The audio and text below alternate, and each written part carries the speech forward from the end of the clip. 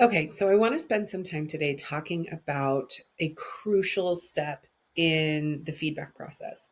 So in an earlier lesson, we talked about the art of difficult conversations, and we talked about gathering information for those feedback sessions, right?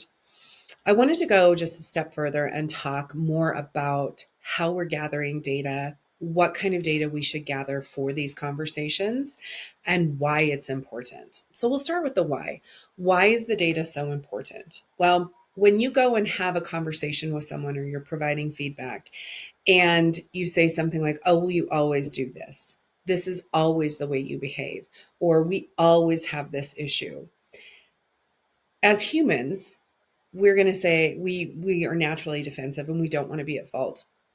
And so we're going to say, no, I don't behave that way. That's not a thing that I do. That's not a way that I behave. And so having data, having irrefutable facts are going to help you convey your point and really demonstrate a pattern, right? And data is going to be, I mean, data is crucial for everything. Like if when you are creating documentation for your employees, when you are even in your home and personal life, like if you can bring data to the table, it's harder to dispute. Okay, so that's why it's so important. The other thing that we really need to talk about is kind of the span or the time period of your data. So if something happened 6 months ago, that's not really a relevant conversation topic for today. That's 6 months of times that you could have had the conversation with somebody. Uh, it's 6 months that they could have corrected the behavior or the behavior could have changed. So, providing feedback from 6 months ago, unless it happened again today, is really not going to be valid. So, when you're gathering your data for these feedback sessions, it needs to be recent, right? So think within the last 30 days. So you need to gather this information from the last 30 days so you can take quick action. If it's something that's beyond 30 days ago, unless it's something that happens just kind of infrequently and you're using it as a data point, it really isn't worthwhile bringing up any longer, right? It's time to just move past that and go forward. So what we're going to do is we're going to start looking for very specific pieces of data. The other reason this is really important is you may have this feeling that something is a giant problem and you want to put all of this time and energy and you want to correct this giant problem. But as you dive into the times that something's happened or the incident has taken place, you might find that it's not as big of a deal as you thought that it was. So, this is another reason why the data is so crucial to gather for any kind of feedback session. So, what you need to do is you need to look at dates, times, frequency of events, right? You're putting all of this into a bucket of information. And then you can look at the real problem and say, yes, we do indeed have a problem, or no, maybe it's not as bad as I thought it was, right? So you're going to go through and you're going to gather specific examples of a time that this incident took place, or maybe the employee did a certain thing. Maybe they have a tardy problem. Maybe they had outbursts in meetings. Like you'll really need to kind of think about what you're trying to pinpoint. And when you're gathering this data, it needs to be one, maybe two topics, and that is it.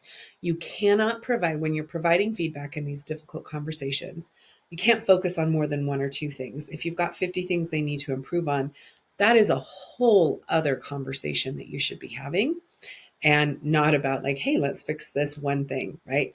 So, two things tops.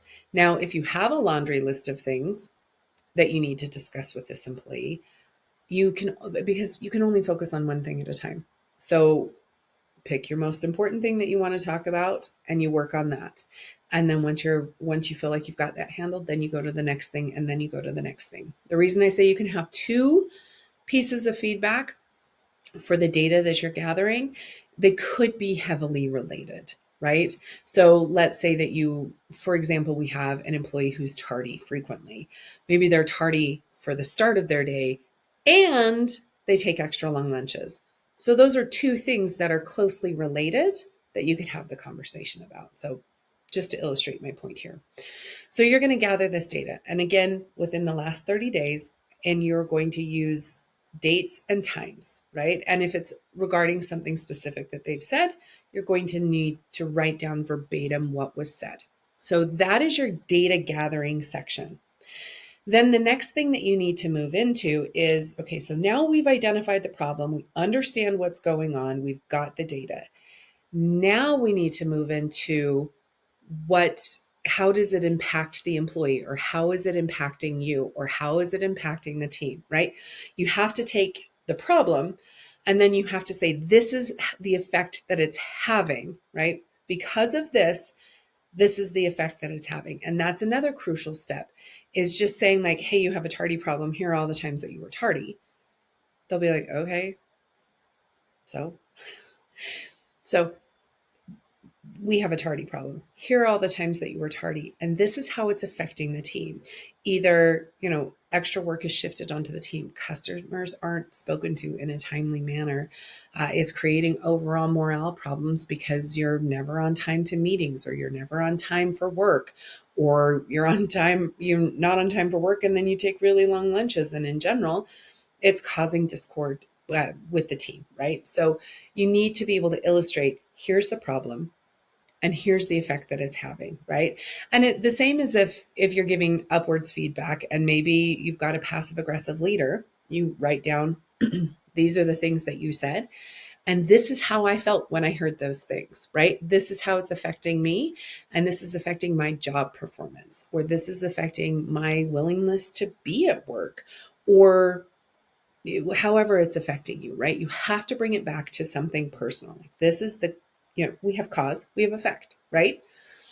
And then the third step, and this is another crucial part of the process as you are prepping for these difficult conversations, you need to know what good looks like.